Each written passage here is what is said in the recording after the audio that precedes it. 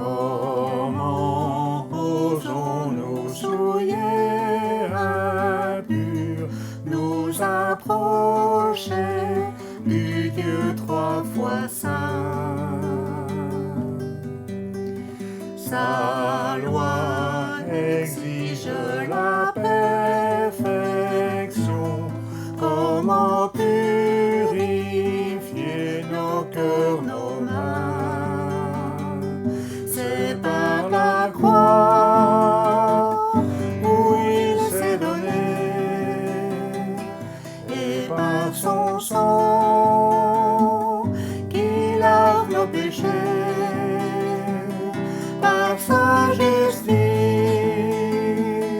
comptée pour nous.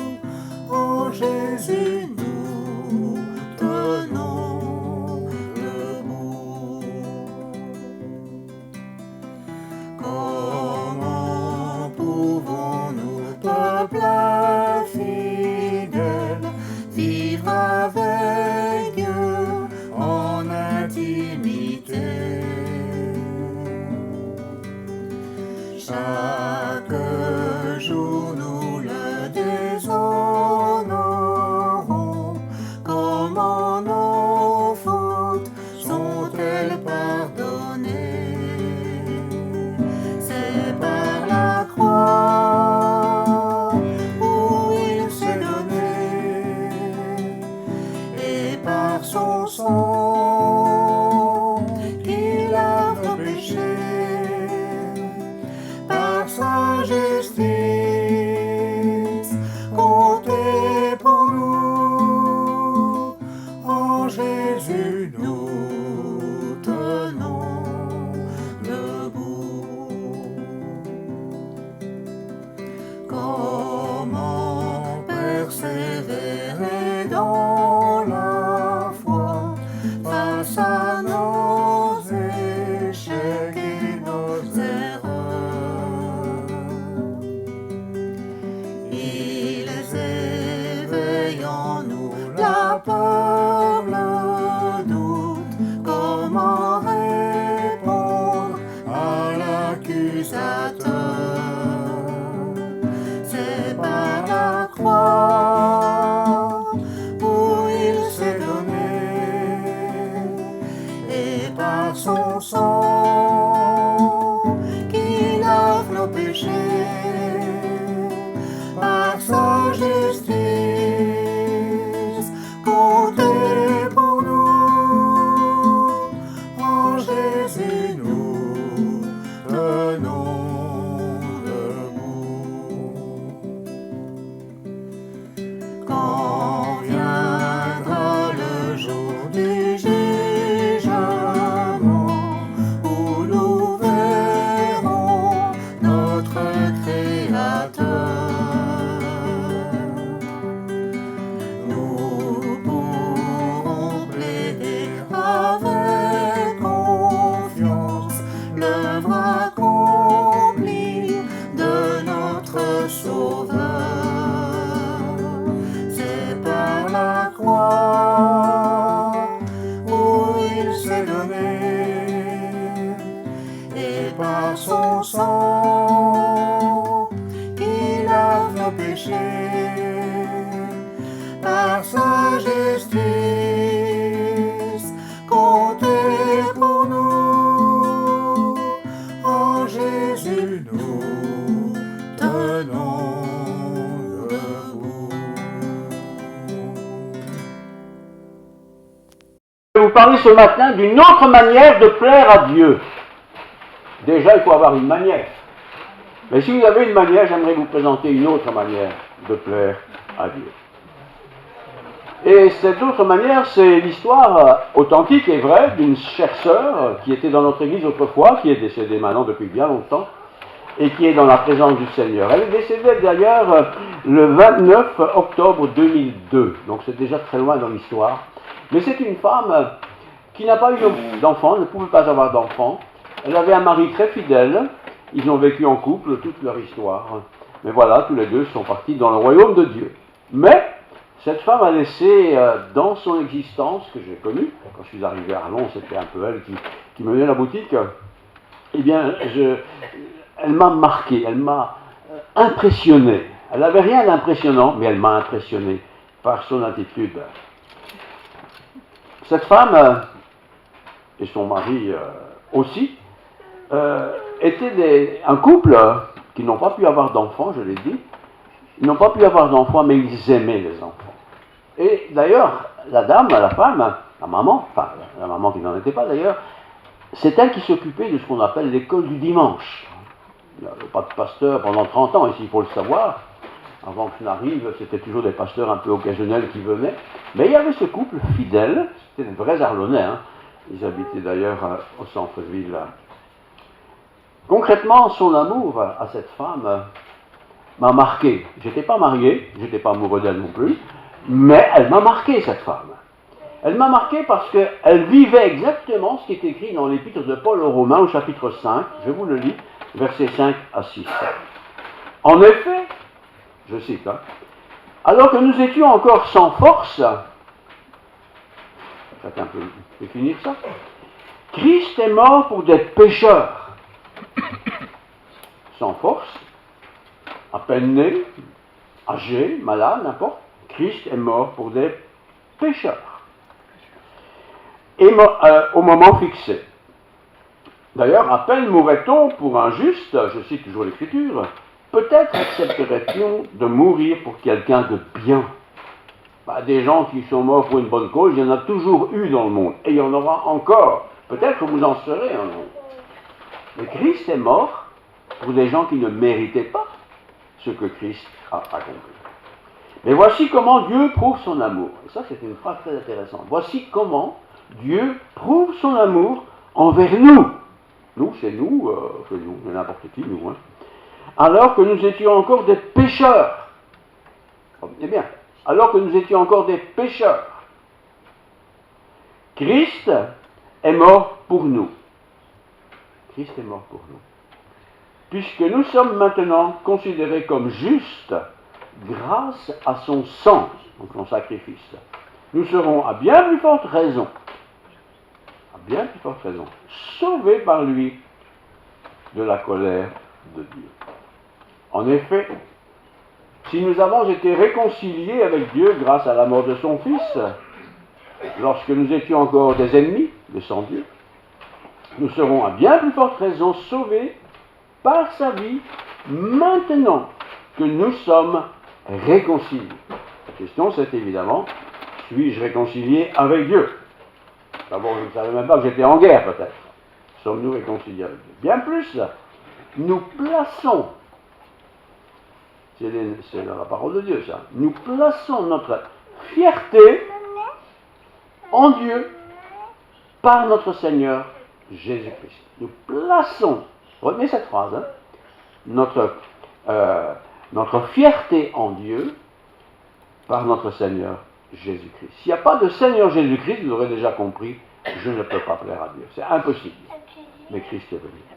Par qui maintenant nous avons reçu la réconciliation. J'aimerais prendre l'exemple de cette sœur, dont je viens de dire qu'elle est décédée depuis longtemps. En fait, elle est décédée le 29 octobre 2002. Quand je suis arrivé à Arlon à cette époque-là, vers 2001, 2002, enfin 2002 même, et il n'y avait dans l'église que des personnes plutôt âgées. Sympathiques, mais âgées. Pas tous, hein, mais beaucoup. Et cette sœur-là faisait partie de ces gens qui n'étaient pas tout à fait aiguës, mais qui s'occupaient des autres. Et comme elle n'avait pas d'enfant, elle n'a jamais pu avoir d'enfant avec son mari, Joseph, eh bien, elle aimait les jeunes. Le problème des églises, c'est qu'il n'y a pas beaucoup de jeunes. On jeûne peut-être beaucoup, mais il n'y a pas beaucoup de jeunes. Et puis, elle arrive un beau jeune homme, c'était moi. C'est moi qui dis que je suis beau, hein. Pas beau, enfin, voilà. Et dès qu'elle m'a vu, elle dit bonjour. Première chose qu'elle me dit, d'une manière assez sèche, vous pouvez donner la Sainte Seine, vous? Moi, je sors de l'école biblique, la Sainte Seine, c'est pas miraculeux. Je dis, je pense, enfin, je sais pas, je connais pas trop la tradition ici, il n'y a pas ce genre de choses que je dis. Mais je dis, je pense que je peux le donner. La Sainte Seine, c'est la distribuer en fait. Hein. Vous imaginez l'esprit qui régnait dans cette église à ce moment-là. Mais cette dame était charmante. Le problème, c'est qu'elle n'a jamais pu avoir d'enfant. C'était son malheur, ne pas avoir d'enfant. Son mari s'appelait Joseph. C'était un bon travailleur, il travaillait beaucoup.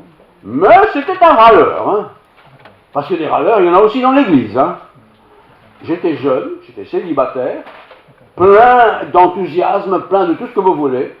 Et j'arrive, c'était pas le bâtiment ici, c'était des maisons louées en ville. Hein. Faut bien comprendre un peu le contexte. C'était pas une maison, c'était une espèce de cabanon là. Voilà. Mais j'étais arrivé, et je suis arrivé ici, parce que je pense que Dieu m'appelait à venir sur Arlon.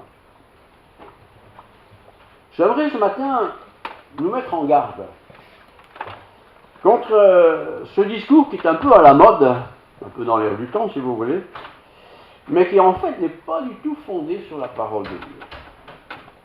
Il faut une victoire à tout prix. On est 2, il faut qu'on soit 4 le mois prochain. On est 8, il faut être 16 dans 2 mois. C'est un raisonnement qu'on peut avoir, mais est-il biblique? Ça, c'est une autre histoire. Si on est bon chrétien, si on est une bonne église, ça c'est le truc qui circule, hein. Il faut un succès dans l'église.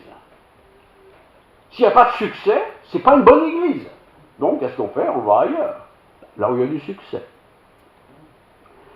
Il faut aussi que dans le groupe où je suis, ou l'église où je suis, ou la communauté que je fréquente, il faut bien sûr une réussite qui soit assurée, vérifiable.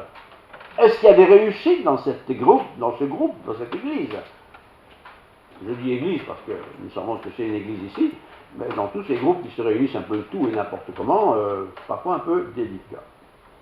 Il faut aussi, très important, des guérisons qui soient garanties. On va prier pour quelqu'un, il est malade, il est handicapé, tout ce que vous voulez, et puis il faut qu'il soit guéri. S'il n'est pas guéri, ou bien c'est le prédicateur qui n'a pas la foi, ou c'est celui pour qui on prie qui n'est pas très croyant. Tout ça, c'était l'existence quand je suis arrivé à Arlon. Vous le savez, moi je suis flamand, donc j'ai un esprit flamand. Un esprit flamand, c'est un esprit un peu dur comme ça, avec des idées bien arrêtées. On dirait un peu têtu peut-être, mais c'était moi. Je suis arrivé à Arlon, comme ça vous le saurez. Je ne suis pas venu ici en touriste. Je suis venu parce que Dieu m'a appelé à venir à Arlon. Mais moi je ne suis pas d'Arlon. Moi j'habitais une ville qui s'appelle Moucron, tout à fait de l'autre côté de la Belgique.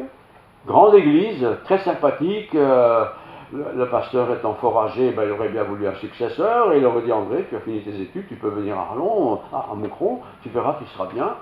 Oui, peut-être, mais je ne sais pas, on verra bien. Hein. J'ai jamais eu d'appel pour Moucron, quoique tous mes amis habitaient Moucron. Et un jour, j'étais à la fin de mes études à l'Institut biblique. Le directeur dit, tu devrais une fois aller faire un petit tour à Arlon parce qu'on n'a pas de pasteur pour le dimanche donné. Bon, Arlon, pas de problème, je vais prendre le train, ça ira très bien. Et le dimanche donné, en question, je prends le train, il faut se lever tôt quand même pour arriver ici à 9h du matin. Je commençais tôt. Hein. Et bon, j'ai pris le train, je suis arrivé là. C'était pas ici, hein, c'était un petit machin taudis misérable en ville. Hein. J'arrive là. Je ne sais pas si c'est ici, ça m'a pas l'air d'être une église, ça ne ressemble à rien, je vois personne, je connais personne. J'ai dit, je vais sonner à la porte à côté. Je sonne, écoutez madame, je cherche un temple. C'est à côté. Ah, c'est le temple. Je n'avais rien comme temple, mais c'était là que ça se passait. Entre-temps, voilà, des enfants, vous n'avez pas d'enfants, il y a une dizaine de personnes qui arrivent, comme ça, tous des vieux, des machins. Qu'est-ce qu'il vient faire ici? Moi j'avais à peine 24 ans, j'étais jeune, j'étais fougueux, j'étais toujours fougueux d'ailleurs. Hein. Mais voilà, j'étais là. Alors, comme toujours, je commençais, j'étais gêné quoi. Et là, il y avait une dizaine de personnes, je lui dis, c'était pas des bancs, hein, c'était des chaises dans un vieux machin, je répète. Hein. J'ai voyagé 2 heures, parce que j'étais à Bruxelles, je suis à Miarlon. J'ai dit, bon, ça fait rien, je suis enthousiaste, je vais y aller. Et j'ai fait là un serment comme j'ai jamais fait de ma vie. Je me suis dit, ils vont partir, ces gens, c'est pas possible. Surtout qu'on m'avait dit, t'inquiète pas, c'est une drôle d'église, machin, et chouette quoi.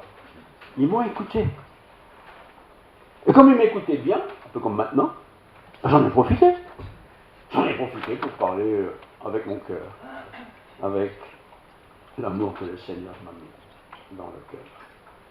Jamais au grand jamais. Le groupe qui était là, je l'aimais bien, c'était des bons chrétiens sans problème. Mais jamais au grand jamais j'ai pensé revenir à Arlon. Parce que c'était pas comme ici. C'était, je répète, dans un vieux machin, tout moche. Et bien pourtant je suis là. Non seulement je suis là, mais j'ai trouvé mon épouse. À Arlon d'ailleurs. Et j'ai eu mes enfants, comme vous les connaissez bien sûr.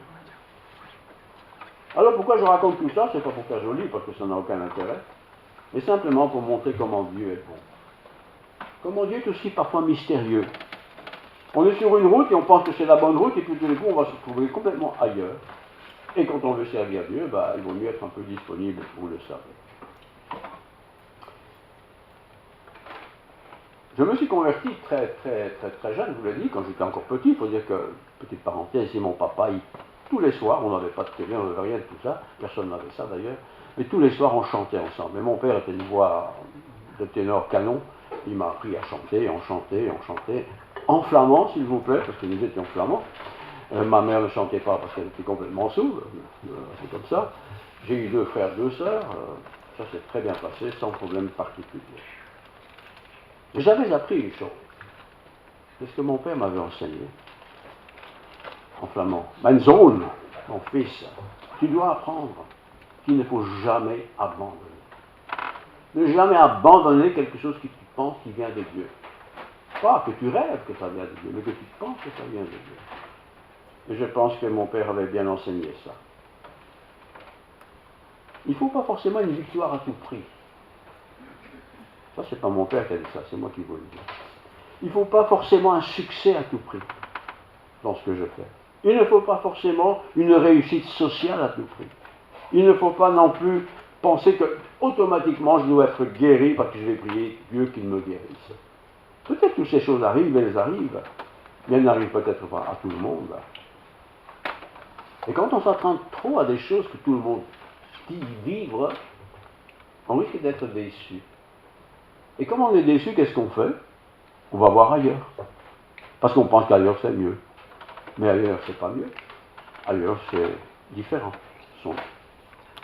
Une autre manière de plaire à Dieu. Cette dame dont je viens de citer, je n'ai pas cité le nom, elle s'appelait Henriette Jungels. Jungels c'est bien de chez nous ici. Elle est décédée, donc je l'ai dit, le 22 octobre 2002. Elle n'a jamais pu avoir d'enfant. C'était la déception de sa vie. Déception de sa vie. Jamais pu avoir d'enfant. Elle aimait beaucoup les enfants, mais elle n'a jamais eu d'enfant. C'est une femme qui avait régulièrement des crises épileptiques. C'était terrible pour elle. Elle venait au culte, petit groupe, et tout d'un coup elle avait une crise épileptique. Je n'avais jamais vu ça. Quand j'étais là, la première fois que j'ai vu ça, j'ai dit, mais où suis-je tombé? Moi j'étais impressionné. Épilepsie, pas d'enfant. Elle a aussi été violée dans sa jeunesse. Et comme elle a été violée, elle n'a jamais pu avoir d'enfant. Terrible. Pourtant, c'était une chrétienne authentique, engagée. C'est dans ce contexte-là que je suis arrivé à Arlon. Je le dis parce que c'est quand même quelque chose qui m'a marqué, évidemment. Alors, ce matin, j'aimerais faire mon sermon, c'est pas très long, pour nous mettre en garde contre ce qui semble être un peu à la mode. Tu es chrétien, tu es chrétienne, eh bien, il faut du succès, il faut de la victoire, tu dois réussir, ça doit marcher, ça doit fonctionner. Peut-être ça va fonctionner, peut-être que tu vas réussir, peut-être que tu vas tout rater. Alors de 2 choses l'une, si tu rates, c'est parce que Dieu ne t'a pas écouté, ou tu n'as pas fait bien ce que Dieu te demandait. Enfin, on a toutes sortes de discours ici qu'on peut entendre un peu partout, surtout de la part de ceux qui disent qu'ils n'ont que du succès. Méfiez-vous des églises remplies de gens, de personnes. Chez nous, le Saint-Esprit est actif. Chez vous, non, parce que vous n'êtes que 10 ou 20 ou 30. Faire attention. Ce n'est pas la parole de Dieu. Alors, je n'ai rien inventé, je ne suis pas assez malin pour ça. Je parle de choses spirituelles. Je vous lis ce qui est écrit de la part de Paul dans Romains 8. Écoutez simplement pour ne pas avoir une autre traduction, sinon on a peu de Romains 8, versets 1 à 17. Belle parole de l'Écriture. Il n'y a donc maintenant aucune condamnation pour ceux qui sont en Jésus-Christ. Je relis, parce qu'on nous fait parfois dire des choses de la Bible qui n'y sont pas. Il n'y a donc maintenant, et le contexte c'est le titre de Paul aux Romains, qui s'adresse à des chrétiens, il n'y a donc maintenant aucune condamnation pour ceux qui sont en Jésus-Christ. Si vous êtes en Jésus-Christ, il n'y a pas de condamnation pour vous. Et si vous avez un bobo ou un accident, c'est pas Dieu qui est fâché contre moi. C'est un bobo, c'est un accident, point, basta. Il n'y a maintenant donc aucune condamnation pour vous. Jésus-Christ, voilà, je reprends parce que j'ai perdu ma phrase. Donc il n'y a maintenant aucune condamnation pour ceux qui sont en Jésus-Christ, qui ne vivent pas conformément à leur nature propre, mais conformément par l'Esprit. Si vous marchez par l'Esprit de Dieu, c'est-à-dire que vous aimez Dieu, vous écoutez Dieu, vous faites le maximum de ce que vous pouvez comprendre des choses de Dieu, ne vous inquiétez pas. Le reste, c'est le malin qui veut nous bourrer la tête avec des choses qui sont fausses. En effet, Romains 8, en effet, la loi de l'Esprit qui donne la vie en Jésus-Christ m'a libéré de la loi du péché et de la mort. La loi du péché et de la mort, c'est notre destruction. En Christ, j'ai été libéré de cette sentence qui m'était réservée si je n'étais pas à Christ. Si vous êtes né de nouveau, c'est-à-dire que vous êtes dans le corps de Dieu, dans le royaume de Dieu, dans la gloire de Dieu, eh bien, toutes ces choses que je viens de décrire ne sont plus chez vous. Et Satan n'a pas le pouvoir de vous l'imposer. Bien sûr que non. Car ce qui est impossible à la loi de Satan, la loi de l'humanité, car ce qui est impossible à la loi, parce que la nature humaine la rendait impuissante, Dieu l'a fait, il a condamné le péché dans la nature humaine. Dieu l'a fait. C'est Dieu qui a condamné le péché. C'est pas moi qui condamne le péché. Je n'ai pas à me fâcher sur le péché. C'est pas mon problème, ça. C'est le problème de Dieu. Et Dieu l'a condamné en envoyant, à cause du péché, écoutez bien, son propre Fils dans une nature semblable à celle de l'homme. Jésus était un homme. Il était fils de Dieu, bien sûr. Mais il était un homme comme vous, vous et moi, les humains. Et c'est lui, Jésus, qui a été sacrifié pour que nous puissions, nous, et tous les humains, milliards d'humains qui existent, être sauvés, libérés de la torture qu'apporte le péché sur l'être humain. Ainsi, la justice réclamée par la loi est accomplie en nous, qui vivons non conformément à cette nature propre, mais conformément à l'Esprit. On l'a dit tout à l'heure, quelqu'un, oui, je ne sais plus, que si on a l'Esprit de Dieu en nous, nous avons tout. C'est pas un esprit comme ça, je rêve, l'Esprit de Dieu en moi. Et si l'Esprit de Dieu est en moi, soyez-en sûrs, tu vas aller à droite alors que tu dois aller à gauche, il va te le dire, va pas à droite, va à gauche. Tu veux mentir, ne mens pas. Tu veux voler, ne vole pas. Ne fais pas tout ça. Je suis là, dit le Seigneur. En effet, ceux qui se conforment à leur nature propre, je suis comme je suis, se préoccupent des réalités de la nature humaine. Tandis que ceux qui se conforment à l'esprit sont préoccupés par ce qu'est l'esprit. Si on s'écoute soi-même, il y a un tas de choses qu'on devrait plus faire, qu'on fait mais qu'on ne devrait plus faire. Mais pour ne plus le faire, il faut écouter Dieu. Et ce que Dieu veut nous dire se trouve dans l'Écriture, c'est aussi simple que ça. De fait, la nature humaine, je lis toujours la Bible si je n'invente rien, de fait, la nature humaine tend vers la mort, tandis que l'esprit tend vers la vie et la paix. Êtes-vous en paix, frères et sœurs? Êtes-vous en vie? Non pas que vous n'êtes pas mort physiquement. Êtes-vous en vie? En effet, je lis toujours, Romains chapitre 8, en effet, la nature humaine tend à la révolte contre Dieu. On ne veut pas écouter Dieu, parce qu'elle ne se soumet pas à la loi de Dieu. Et il y a des tas de choses en nous qui se révoltent un peu. qui ne sont pas de Dieu. Et qu'elles elles ne sont même pas capables. Or, ceux qui sont animés par leur nature propre ne peuvent pas plaire à Dieu. Alors la question, qui est un peu le sens de ma réflexion ce matin, c'est est-ce que dans ma nature, j'ai cette envie, ce désir, mais aussi cette réalité de faire ce que Dieu désire que je fasse? Ou bien à tout prix, c'est ce que j'aime qui prend le dessus. Si c'est ce que j'aime ceci ou cela, prend le dessus, alors l'ennemi de nos âmes va gagner. Mais si au contraire c'est l'Esprit de Dieu qui est en moi, qui va prendre le dessus parce que je veux l'écouter, alors c'est lui qui va gagner. Romains, chapitre 5, et entre parenthèses, je profite de le dire, la lettre aux Romains, c'est par définition écrit aux gens de Rome, et à Rome à l'époque, c'était pas le petit croyant du coin, hein, c'était des gens qui réfléchissaient, qui se révoltaient, qui étaient contre les autorités, etc. Donc forcément contre Dieu. Parenthèse. Romains 5, 5 à 6. Or, cette espérance, celle d'être près de Dieu, cette espérance ne trompe pas. Pourquoi?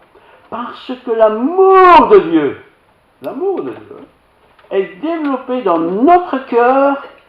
L'amour de Dieu est développé dans notre cœur par le Saint-Esprit qui vous a été donné. Le Saint-Esprit, ça ne s'achète pas. Ça ne se vend pas, ça ne se trafique pas. Dieu me donne son esprit.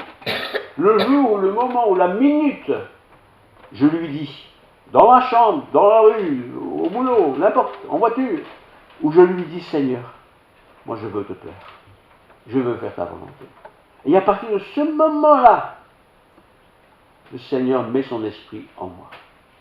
Et comme il met son esprit en moi, il va orienter ma réflexion, mon intelligence, toutes mes réflexions, et tout ce que j'ai appris ou pas appris d'ailleurs, il va l'orienter pour que je marche selon le Seigneur.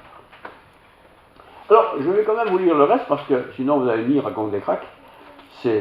L'épître aux Romains, par définition, est écrite pour des gens qui ne sont pas très, très juifs, hein, ni chrétiens, ni croyants. Romains 8, 1 à 17. Je vais le lire d'un trait.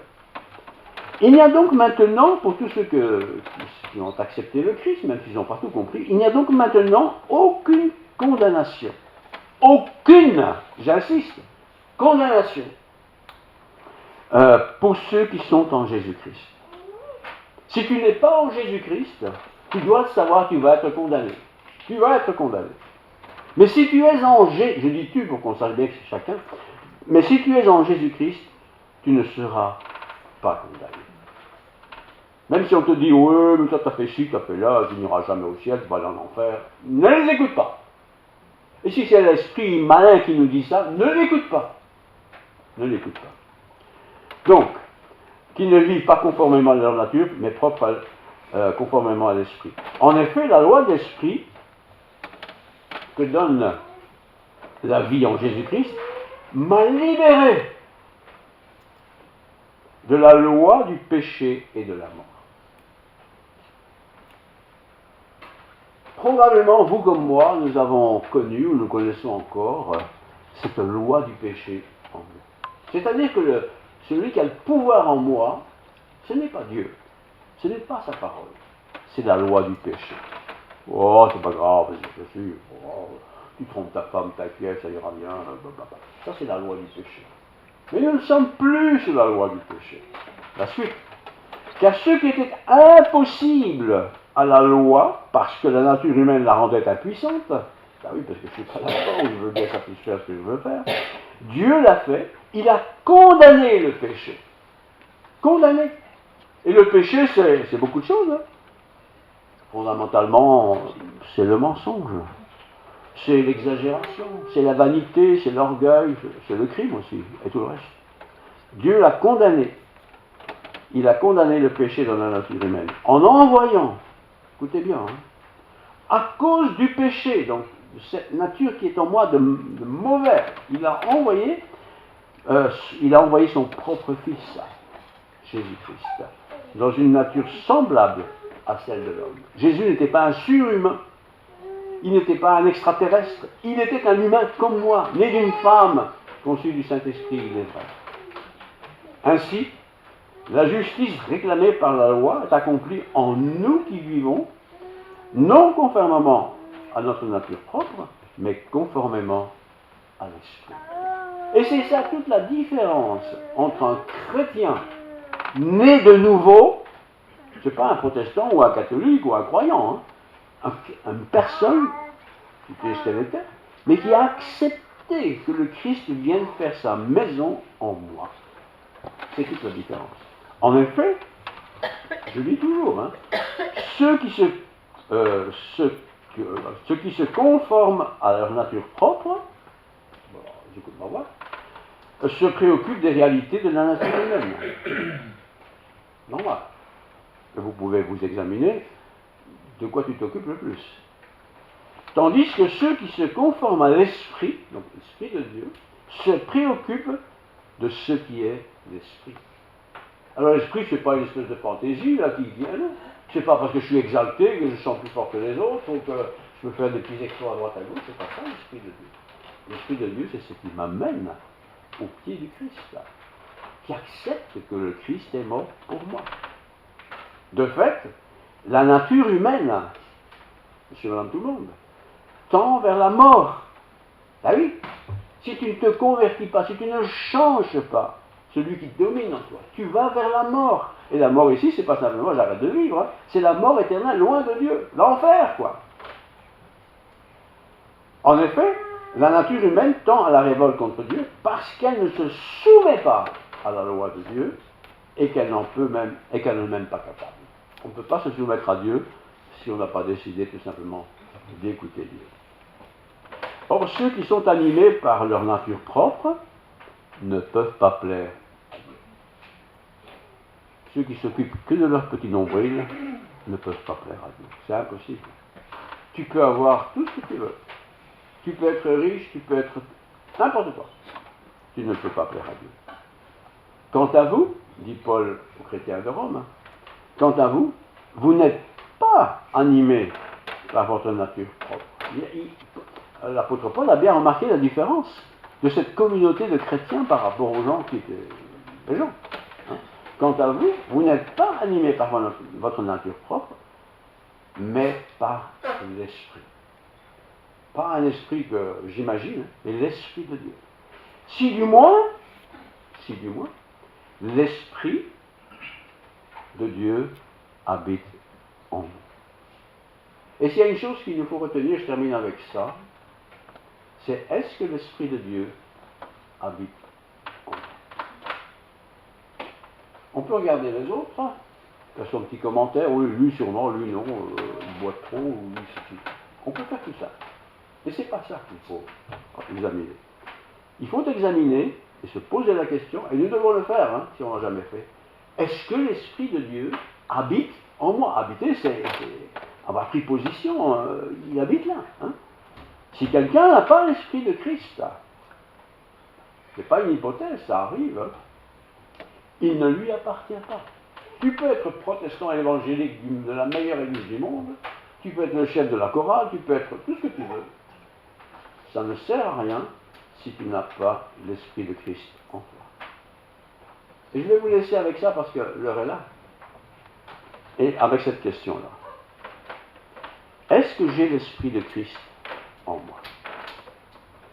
J'ai beau avoir une grande croix, j'ai beau être à la réunion de prière, j'ai beau être dans la chorale, j'ai beau être tout ce que vous voulez. C'est pas ça qui est important. Je peux être aussi quelqu'un qui ne fait rien, mais qui a l'Esprit de Christ en lui. Et si j'ai l'Esprit de Christ en moi, croyez-moi bien, ça se voit, ça s'entend, ça se sent. Ça se sent parce que ce qui va sortir de cette personne, c'est pas qu'il a une belle bagnole, c'est pas qu'il a la plus jolie femme du monde, le plus bel homme du monde, le plus doué de tout ce que vous voulez, même si tout ça est très bien. Mais s'il a l'Esprit de Dieu en lui, il va mettre en honneur le Seigneur dans sa vie. Alors je termine la phrase. En effet, la loi de l'Esprit qui donne la vie en Jésus-Christ m'a libéré de la loi du péché et de la mort.